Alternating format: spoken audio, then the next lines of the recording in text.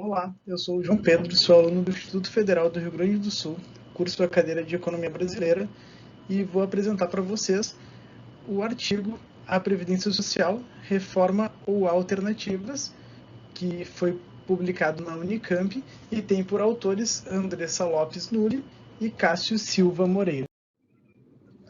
Em resumo, então, o artigo ele trata sobre a proposta da emenda constitucional que foi apresentada no Congresso sobre a Previdência Social no Brasil. Ele tem como objetivo, então, analisar se essa proposta realmente é indispensável para a comunidade, ou se existe alguma medida menos radical que possa tratar melhor esse déficit apresentado. Então, essa análise do déficit, o artigo analisa diversos dados financeiros através de metodologias de cálculos para comprovar se existe ou não o déficit.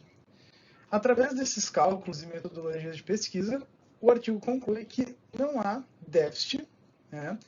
E outra questão também instituída é que diversas vezes foram tentadas fazer restrições que não obtiveram sucesso.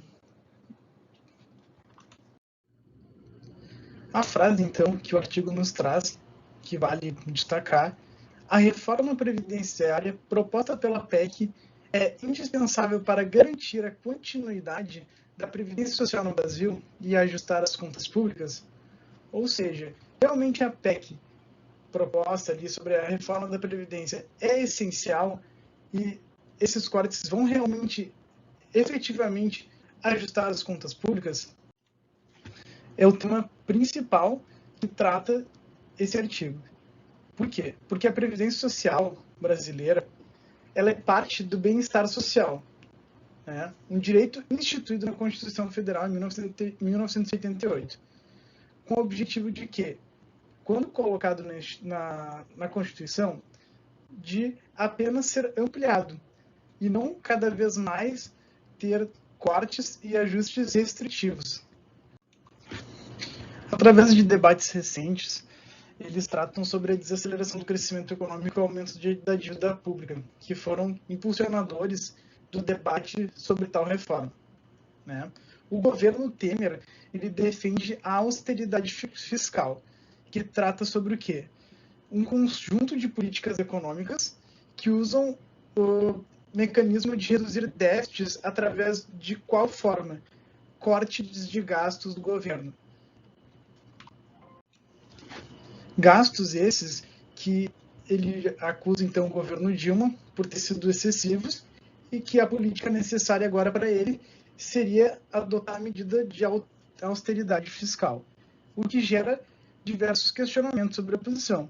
Se realmente há esse déficit na Previdência, se realmente essas projeções elas são conscientes e também traz um questionamento sobre os direitos sociais, né? Se essa realmente há necessidade dessa manutenção e se são direitos passíveis dessa manutenção.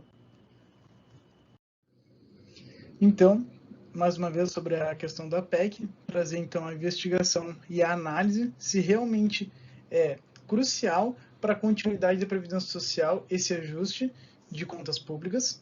A metodologia que eles utilizam é um método de pesquisa bibliográfica e documental que explora registros existentes e diversos documentos não analisados. A estrutura desse artigo, então, é dividida em 5 seções: introdução, contextualização da Previdência Social, análise do histórico financeiro e avaliação da PEC, e as conclusões finais do artigo. A Previdência Social no contexto de Seguridade Social.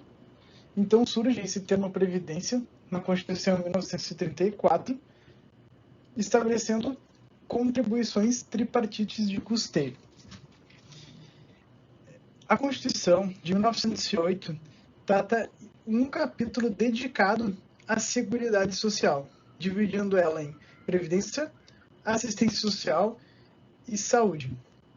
Ela incorpora, através dessa forma, direitos universais de saúde, direitos seletivos de assistência social e direitos de trabalho. Características essas que têm por fim incluir a universalidade e equidade na gestão democrática dos direitos. A Seguridade Social acaba enfrentando diversos desafios, principalmente em momentos de crise econômicas, que é um momento em que os governos acabam contestando esses direitos que já são adquiridos pela população, através de reformas que visam adequações para a restrição desses benefícios.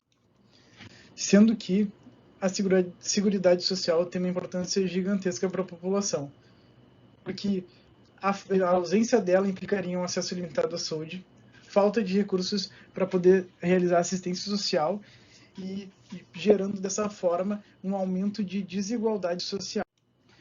Na Previdência, ela tem um papel muito importante para a proteção dos trabalhadores, estabelecendo então compromissos e garantindo o bem-estar após a vida laboral do trabalhador. Além de que esses benefícios do previdenciário, eles garantem o trabalhador em momentos de doença, invalidez, morte, idade avançada, maternidade e diversos momentos que são muitas vezes inesperados pelo trabalhador, blindando ele de algumas preocupações que possam estar acontecendo com ele. A situação financeira da Previdência Social brasileira. Em relação ao financiamento da Previdência Social, a Seguridade Social já sabe que não pode contar apenas com contribuições sobre os rendimentos de trabalhadores ativos, o que é uma coisa que muitas vezes acaba sendo distorcida, sendo analisada através da ótica de que apenas os trabalhadores ativos acabam pagando todos esses beneficiários. A Constituição de 1988 já estabelece diversas fontes de financiamento da Seguridade Social. Recursos esses que são da União, Estados e municípios. Recursos esses, então, que acabam às vezes sendo recolhidos através dessas diversas fontes, porém, acabam não voltando para a finalidade de Seguridade Social. Como o Gentil destaca que, se fosse elaborado isoladamente a análise desses recursos, revelaria, então, que o desequilíbrio está no orçamento fiscal e não na Seguridade Social.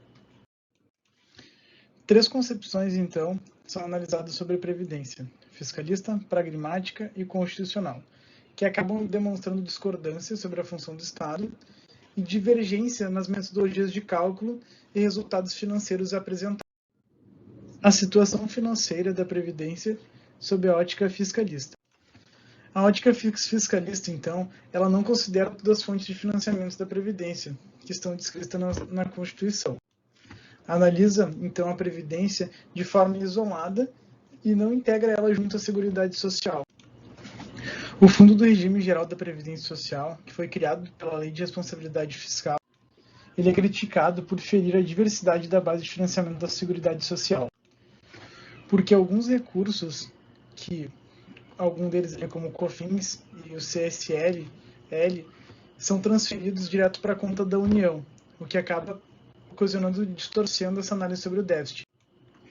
COFINS, então, são a contribuição para o financiamento da Seguridade Social, e CSLL, contribuição social sobre o lucro líquido, impostos esses que são arrecadados com o fim de financiamento da Seguridade Social, que então eles acabam o quê? Sendo repassados para a União, porém acabam não retornando para a sua finalidade, que são retidos. A situação financeira da Previdência sob a ótica pragmática. Outra maneira, então, de calcular esse resultado financeiro da Previdência Social é fazer a soma das receitas das contribuições previdenciárias de trabalhadores e de empresas sobre a folha com o valor referente às renúncias de contribuições previdenciárias. Nessa perspectiva, então, também se avalia apenas a Previdência de forma isolada, sem considerar, então, os demais subsistemas da Seguridade Social. No relatório de execução orçamentária do governo federal, também mostra a renúncia a benefícios previdenciários. Esses itens incluem desoneração de folha, Simples Nacional, entidades filantrópicas, exportação rural, MEI e também dona de casa. Então, nesse relatório acaba mostrando um pouco da realidade do incentivo que teve do governo para essa liberdade, enfim, de troca de emprego, porém, para empreendedor individual, né? Porém, acabou ocasionando no quê? Na falta de na falta de recursos, então, para eles poderem fazer a captação e financiamento de todo esse sistema. Nos anos de 2015 e 2016, foram contabilizados mais de 40 bilhões por ano de renúncia do governo nesses benefícios. A situação financeira da Previdência sob a ótica constitucionalista. Metodologia é essa que ele aborda através da forma de unificação da proteção social, utilizando todas essas fontes de financiamento que são mencionadas e já são, na verdade, criadas justamente no artigo 1988 para conseguir manter esse sistema de uma forma sustentável, pois já se entendia naquela época que, olhando de forma isolada, sem diversidade de financiamento, esse sistema não seria realmente sustentável. E essa análise isolada dos dados acaba gerando esse déficit negativo, porque acaba analisando apenas um fator. Realmente, o trabalhador da contribuição ativa não vai fechar a conta bancando todo esse sistema. Esse modelo constitucional de financiamento da Seguridade Social, ele se baseia nessa pluralidade de fontes, com contribuições sociais incidentes então sobre o quê? O faturamento, a folha de pagamento, o lucro das empresas e os salários dos trabalhadores. Essa ótica, ela engloba todos esses modelos então de financiamento. Eu trouxe então uma tabela do artigo que mostra o resultado financeiro da Seguridade Social de 2011 a 2016. As informações grifadas em vermelho, eu tomei a liberdade de colocar para exemplificar como teria sido o saldo dessa conta caso o governo disponibilizasse uma conta que acumulasse o saldo de um ano para o outro. Como o texto bem coloca, essa conta não existe e essa sobra ela acaba sendo repassada novamente para a União. Como podemos analisar, então, ele vem sempre tendo um saldo positivo, com exceção do ano de 2016, trazido pelo artigo, porém, se houvesse um saldo acumulado nessa conta, ainda teríamos um resultado positivo. Um saldo final de 245 bilhões de reais. A reforma previdenciária. O artigo, então, ele acaba tratando no contexto político-econômico, ele acaba dividindo, então, sobre a parte mais econômica, sobre as regras e concessão de benefícios e as alternativas para a sobrevivência do sistema previdenciário. A PEC, então, proposta, ela faz parte de um conjunto de medidas econômicas propostas pelo governo Temer, que além da reforma previdenciária também inclui a criação de um teto de gastos públicos, reforma trabalhista, regulamento da terceirização e aumento da desvinculação de receitas. Esse novo regime fiscal, então, ele acaba colocando o limite de gastos públicos para os próximos 20 anos. Então, os impactos dessas medidas econômicas que o governo propõe são reformas trabalhistas e terceirizações de relações trabalhistas. Aí que vem a grande controvérsia. O governo alega um déficit previdenciário, porém ele aprova um aumento de desvinculação de receitas. Ou seja, tu abre mão de ter uma receita trabalhista para incentivar o MEI, acaba aumentando ainda mais o déficit da Previdência, pois o meio de financiamento é através dessas receitas. Esses argumentos, então, utilizados pelo governo a favor de austeridade fiscal, que tratam sobre esse corte de gastos dos governos, que relacionam a melhora de contas públicas, na verdade, acaba o quê? Incentivando o crescimento do setor privado, né, para aumentar arrecadações, porém, proporcionalmente acaba aumentando a desigualdade social, pois nem todos vão ter condições de pagar esse serviço, ainda mais com as reduções salariais. Além de termos um histórico de ajustes fiscais que acabaram agravando a crise econômica ao invés de gerar melhora nessas contas. O que acaba gerando, então, né, um conflito de interesses gigantes e avaliações, uma polarização muito alta, né, sobre a divergência sobre essas medidas, o efeito que elas vão realmente acabar gerando. Por um lado, tem apoiadores, né, que acreditam que essa reforma a longo prazo vão reativar o crescimento econômico e restaurar o crescimento, a confiança do setor privado. E, por outro lado, os opositores, que argumentam, então, que esses gastos sociais eles não causam desajuste fiscal e a Previdência Social não é responsável pelas crises de confiança dos investidores. Até porque, como bem colocado pelo texto, as políticas, esses gastos sociais, eles já têm um financiamento próprio. Eles só apenas não estão sendo destinados da forma como prevista na Constituição. Esse panorama político-econômico, ele acaba sendo marcado por diversas turbulências e incertezas, além de disputa nos últimos anos. O que, como a gente bem sabe já, para o setor de investimento e crescimento do país, essa instabilidade acaba gerando uma fuga de investidores da economia. As novas regras de acordo com a PEC. O texto original da PEC, que foi enviado ao Congresso, sofreu algumas alterações. Estas foram feitas pelo relator do projeto, o deputado federal Arthur de Oliveira Maia, que inicialmente o governo Temer propôs medidas iguais para homens e mulheres, e trabalhadores urbanos e rurais. Contudo, ele não conseguiu apoio suficiente nem para aprovação da redação inicial da PEC. Então, os objetivos, né, da PEC é adequar então as despesas da Seguridade e emenda constitucional, estimular o desenvolvimento do mercado financeiro por meio de planos de previdência privados, ou seja, tirar a contribuição com o governo e incentivar o desenvolvimento desses planos privados de previdência, o que acaba gerando diversas críticas e preocupações, como retrocessos com elevação de carência de contribuição e aumento automático de idade mínima, né? Ou seja, tu levar mais tempo para conseguir se aposentar e poder requerer esse benefício. E o sistema é comparado com medidas neoliberais adotadas no México nos anos de 1990.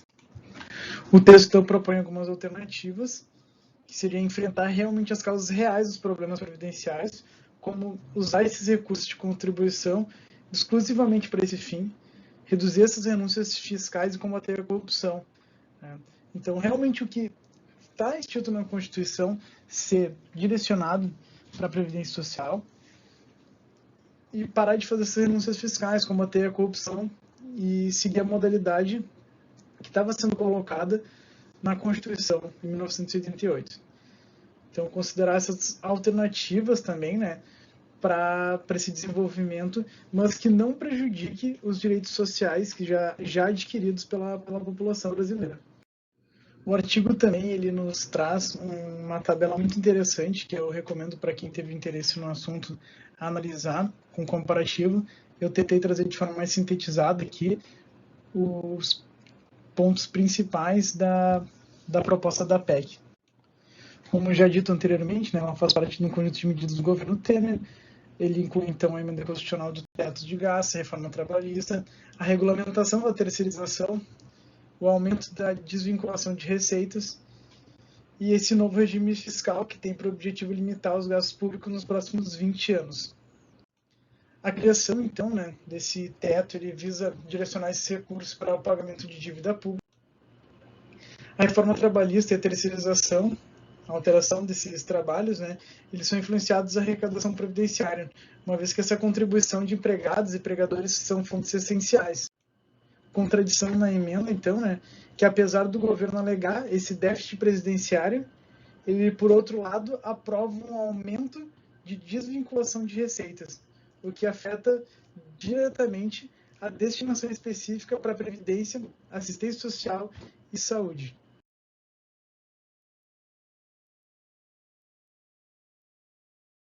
As alternativas para garantir a estabilidade da Previdência. Conforme, então, a gente já analisou, sobre a perspectiva constitucionalista, então, podemos verificar que não há déficit na Previdência. Propõe, então, que seja aplicada as receitas dos artigos 194 e 195 da Constituição Federal na Seguridade Social, pois, como bem colocado pelo artigo, é essencial usar esse princípio da diversidade da base de financiamento, porque se não for utilizado essa diversidade na base de financiamento, esse sistema previdenciário realmente não é sustentável. E algumas alternativas, então, para aumentar o equilíbrio financeiro é o aumento da contribuição do agronegócio, revisão das desonerações e renúncias previdenciárias, um incentivo para a inserção de trabalhadores informais no sistema formal, que é a base de onde surge esse financiamento. O reforço na fiscalização e gestão da administração de previdência e as atitudes, então, que acabam impactando nesse resultado financeiro negativo, nesse déficit mostrado pelo governo, mostra o quê? Problemas na participação contributiva tripartite, uso inadequado de recursos previdenciários, destinação inadequada desses recursos que seriam para a Seguridade Social, o descumprimento desses dispositivos constitucionais, que, como vimos, então, já são previstos na Constituição esse financiamento sobre bases diversificadas para ter sustentabilidade desse sistema e insuficiência na compensação de renúncias fiscais. Trazer, então, dessa forma, então, a reavaliação das normas previdenciárias, pois tem a necessidade de reavaliar regras de decadência e prescrição para mitigar as sonegações, impacto da sonegação na capacidade da Previdência de pagar esses benefícios. O cenário macroeconômico e desemprego, então, ele tem que ser analisado o quê? O aumento de desemprego impacta nas contribuições previdenciárias, a necessidade também de retomada do crescimento econômico. A reforma tributária, então, como solução, né? Como vimos, então, a Previdência não seria o X da questão para esse déficit analisado pelo governo. E, então, a importância de uma reforma tributária. Incidência, então, de impostos sobre riqueza e renda para garantir a sustentabilidade da Previdência. O envelhecimento da população são, sim, desafios futuros. Discussão sobre esse envelhecimento da população. A necessidade também de adaptação da Previdência à realidade social e demográfica. Então, sim, tem a necessidade de fazer esses ajustes para adequar as regras à expectativa de vida, porém, a análise até o momento do artigo, então, traz um saldo positivo, mostrando que não seria, nesse momento, a necessidade desse ajuste.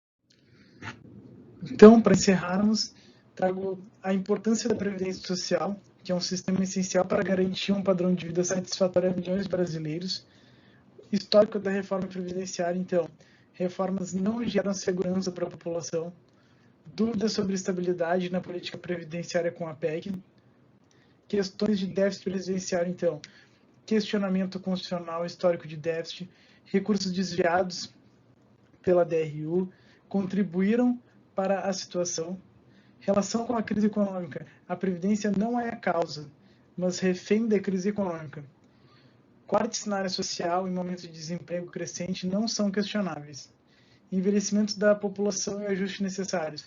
Possibilidade de ajuste nas regras de concessão de benefícios devido ao envelhecimento. Crítica justificativa abrangente da PEC sem considerações de desigualdade. Objetivo do governo, então, incoerências. Dúvidas sobre justificativa de corte de gastos para manter o sistema saudável. Contradição entre discurso de sobrevivência e outras medidas que afetam a Previdência. Outras medidas governamentais, reforma trabalhista, lei de terceirização, teto de gastos, desvinculação de receitas, incoerência com o objetivo declarado de garantir perpetuidade do sistema previdenciário. Sugestão para estudos futuros e análise da alteração da legislação trabalhista e suas implicações na Previdência, exploração da consequência para o mercado de trabalho e entendimento de novo modelo de Estado. Em resumo, então, destaque-se os principais pontos relacionados à importância da Previdência. Histórico de reforma nas questões do déficit e relação com a crise econômica, envelhecimento populacional e incoerências nas ações do governo e sugestões para estudos futuros. Para finalizar, então, gostaria de trazer novamente aquela frase do início, destacada pelo artigo. A reforma previdenciária proposta pela PEC é indispensável para garantir a continuidade da Previdência Social no Brasil e ajustar as contas públicas? Espero que já saibam a resposta. Muito obrigado pela atenção de todos.